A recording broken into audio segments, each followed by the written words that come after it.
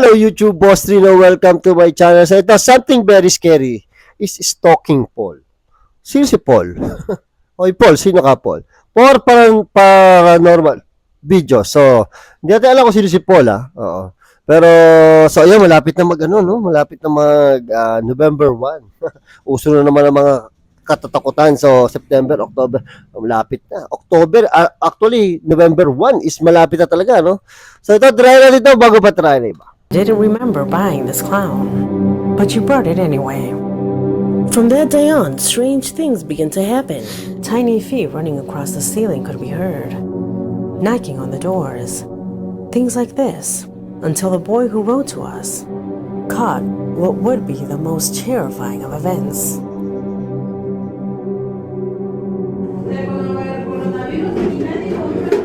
¿Qué? Ay, ¿qué está pasando otra vez?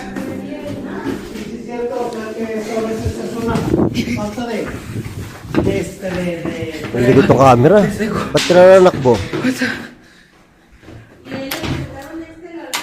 ¿Qué? Ay, güey. Uy, may kamay. Ay, güey. Ay, güey. Ay.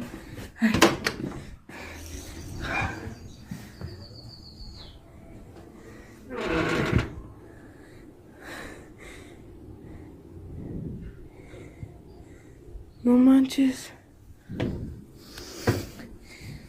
The fuck? Sana, aga namang multo nito. No puede ser. De veras que no hay nadie. Ahí está el gato. No es posible. Ay, güey. Ay, no manches.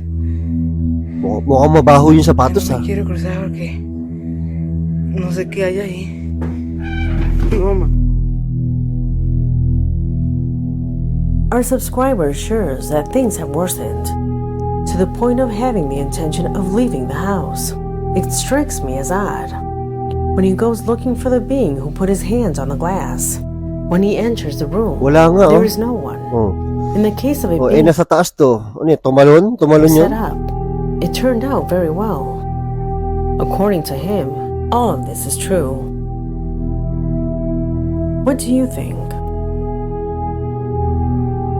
Number 3. Tingin ko mabaho yung sapatos.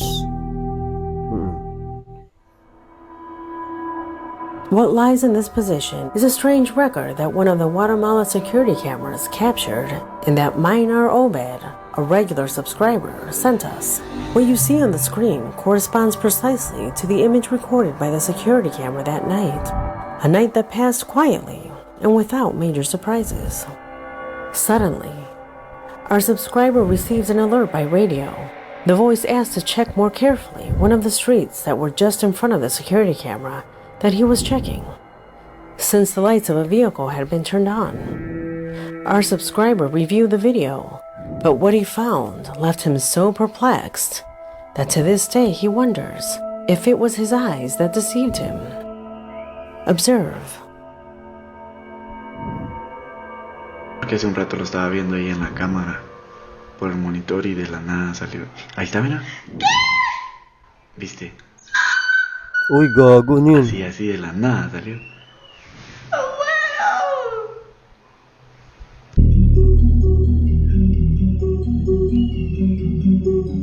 Bigla may lumitaw na kanino no? Usually, when these disappearances occur, it is because the video is cut. It shows in the camera numbering. However, here, the minutes run normally. The recording is absolutely continuous. Diretso lang. Biglang nawala. Another disturbing point is that also, as you can see, the video is recorded with a cell phone. Since as Maynard mentions that nobody has access to these recordings, it is not possible to have the original record. So it could hardly have been edited. Oo nga. So, hindi pwede i-record kasi ito, pinapalabas sa TV yung CCTV, tapos kinukulan lang yan ng cellphone. Yun yung nakikita natin, yung kuha ng cellphone. Tapos walang cut yung yung time. Tapos 'di ba? Sigurado naman tayo marami talaga nang lumalakad-lakad sa tabi-tabi natin ng kaluluwa, 'di ba? Kasi 'di ba marami pang nag-i-stay dito na kaluluwa. So minsan nakikunan talaga ng camera, no? Ganun kagaling ang camera. What happened here then? Number 2. What lies in this position is one of those stories that just hearing them makes your hair stand on end. And if you add those footages recorded by the Grabe protagonist, kilabot yan, ah. we have before us one of the most shocking stories you have ever heard. Our subscriber wanted to identify himself simply as Paul, who defines himself as a workaholic. Although he led a sacrificed life, he did not experience major trouble until from one moment to the next, and without realizing it, his life would become a true hell. In the first email he sent me, he tells that lately he had been having distressing nightmares. Nightmares that describe a strange being that chases him in the middle of a desolate street, and that no matter how hard he tries, he cannot move his legs fast enough. It was hard for him to move, always waking up just before he was caught. A nightmare that began to reoccur frequently and had begun to affect his job performance. He was not sleeping well and was feeling tired. That's how he was feeling when one day, and when he was already registering his third day of terrible nightmares, he noticed how a light from one of the corridors where he worked emitted a strange noise. Suddenly, and when he approached, it began to vibrate aggressively.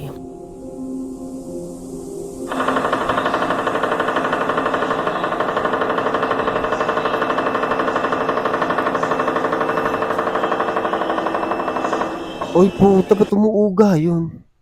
Nasa paderya, nasa ano yan, nasa kisame yan. Feeling ko, kaano pa yan, simento pa.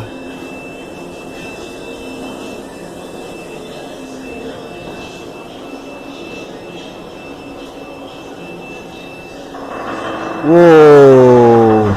Simento yan, paano nagbabibrate ng ganyan yan? Ilaw lang yan. Tangin. Although he did not give it much importance, it seemed strange, since that is not an exhaust fan. It is just a light. He thought that if it were failing, it should just go out, but not move like that. When I first saw it, I marked it to delete it, as it was probably due to vibrations from the building. I was about to delete his entire story until he sent me a second footage a couple weeks later. On this occasion, and in a much more concerned tone, he writes to me that one of his company's security cameras caught a strange shape walking through the facilities. His colleagues don't know what it is, but he recognizes it very well. He explains to me in his email that this thing you're about to see is exactly the same thing that haunted him in his dreams. Eto na!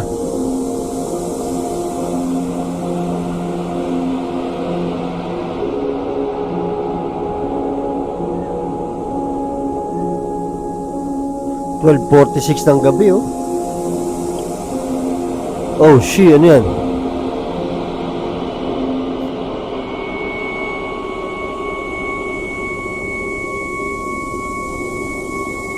He firmly maintains that the being that is seen in the image corresponds to the creature that harasses him in his nightmares.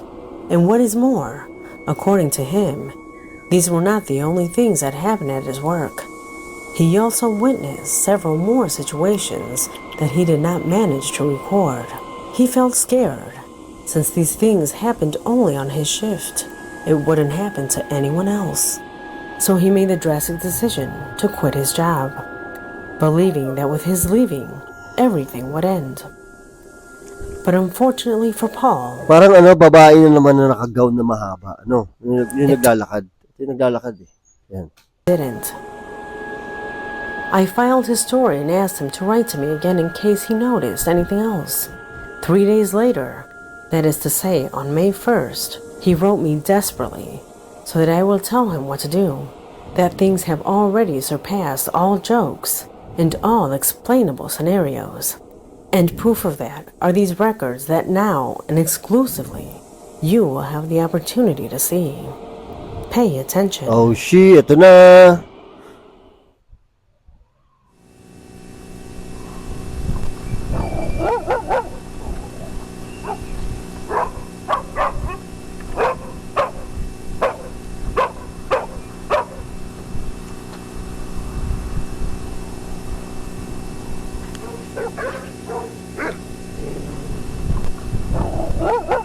Galit na galit yung aso.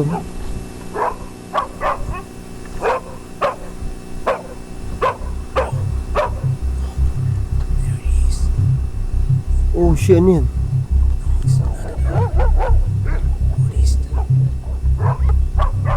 Eh no, galit na galit yung aso. Wala naman tao dun, no? What seems to be wandering is a shadow.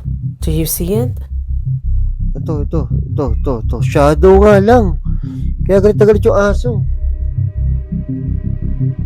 To this day, I keep trying to contact him to find out about his current situation.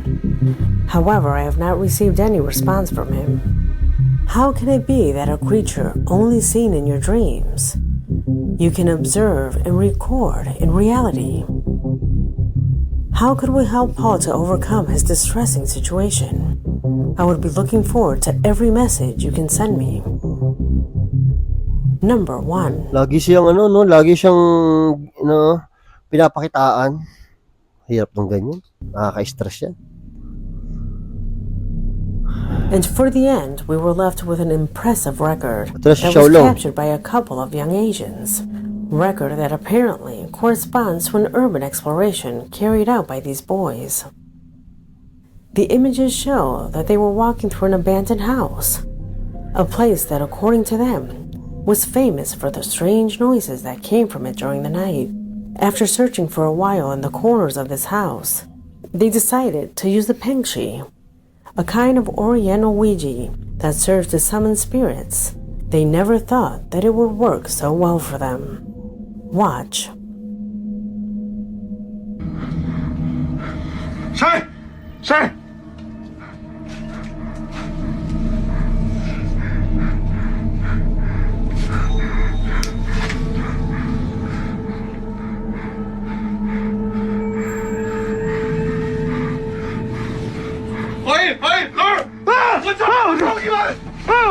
？Did you notice in that reflection, Ba't ba si... you can see a spoon moving freely? Something that scared these young boys. Oh shit! However, this does not compare in the least with what would come next.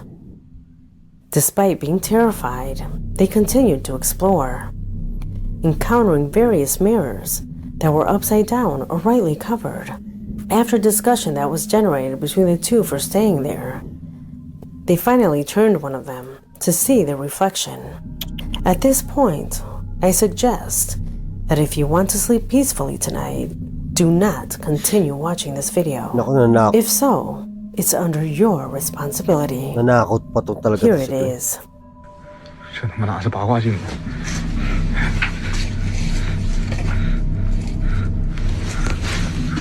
Putang ina mo. 这他妈老镜呢， Ayoko talaga ng salamin. 看都不说都是这个。我告诉你啊，你们的妈了个逼的！你们要是不喜欢看，你们赶紧走，没人他妈逼你搁这里头逼逼呲呲逼逼呲呲逼逼你妈了个逼一个个的，像他妈傻逼似的！操你妈一个个的！ Oh, putang ina mo, meron na sa likod nila. Just millimeters from them, the face of an old woman appears between the two, unleashing the panic of these young boys that the only thing they could do was desperately start running from the house.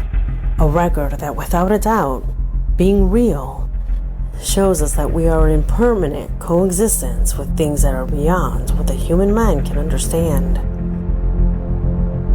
Tang inang yan, no? If you were able to see this Kaya ayoko ng salamin, eh. Bala ko na nga tanggalin yung salamin sa banyo ko, eh. Ay, naku, hindi ako makaligo sa gabi.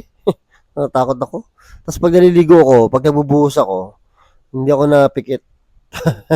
video in its entirety, I congratulate you because we have already come to an end. Grabe, oh. Nakita ko na to yung pala istorya nun. Pero takot pa rin ako eh. Ibang klase. Shoutout pa ba tayo? Paulit-ulit na lang shoutout nyo eh. O, try natin mag-shoutout. So yun na, hindi nakakatakot yung Xiaolong talaga. Sobrang ingay niya talaga mag ghost hunt. O, sobrang ingay niya talaga. Bang ingay mo Xiaolong. O, ito. Shoutout tayo. Shoutout kay Aljon Arbesu. Shoutout din kay John Wayne Cascara. Shoutout kay Dick John Rosal. Shoutout kay Kogar PUBG LTE. Subscriber. Bago daw siya subscribers. Shoutout kay Maria Sheila Suerte Felipe. At shoutout kay Golden TV. Shoutout kay Ryan Tiberio. Ulit-ulit na lang itong mga to. So, yan. Maraming salamat sa panonood. At hanggang sa muli. I came from the mud. There's dirt on my hands.